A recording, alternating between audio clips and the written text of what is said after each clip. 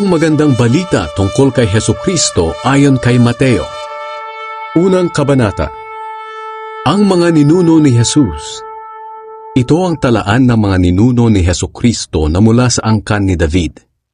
Si David ay mula sa lahi ni Abraham. Si Abraham ang ama ni Isaac. Si Isaac ang ama ni Jacob. At si Jacob ang ama ni Juda at ng kaniyang mga kapatid. Si Juda ang ama ni Perez at Zerah, at si Tamar ang kanilang ina. Si Perez ang ama ni Hezron, at si Hezron ang ama ni Aram. Si Aram ang ama ni Aminadab. Si Aminadab ang ama ni Nashon, at si Nashon ang ama ni Salmon. Si Salmon ang ama ni Boaz, at si Rahab ang kanyang ina.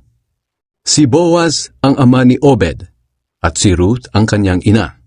Si Obed ang ama ni Jesse, at si Jesse ang ama ni Haring David.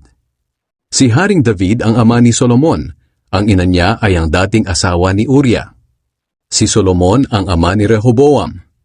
Si Rehoboam ang ama ni Abiha, at si Abiha ang ama ni Asa. Si Asa ang ama ni Jehoshaphat. Si Jehoshaphat ang ama ni Joram, at si Joram ang ama ni Uzziah. Si Uzziah ang ama ni Jotam. Si Jotam ang ama ni Ahaz, at si Ahaz ang ama ni Hezekiah. Si Hezekiah ang ama ni Manase. Si Manase ang ama ni Amos. Si Amos ang ama ni Josiah, at si Josiah ang ama ni Jeconiah, at ng kanyang mga kapatid. Sa panahong ito binihag ang mga Israelita at dinala sa Babilonia.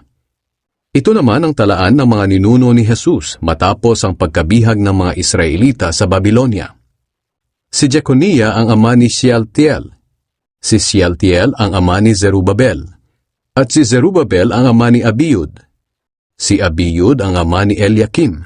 Si Eliakim ang ama ni Azor. At si Azor ang ama ni Zadok. Si Zadok ang ama ni Akim. Si Akim ang ama ni Eliud. At si Eliud ang ama ni Eleazar. Si Eleazar ang ama ni Matan.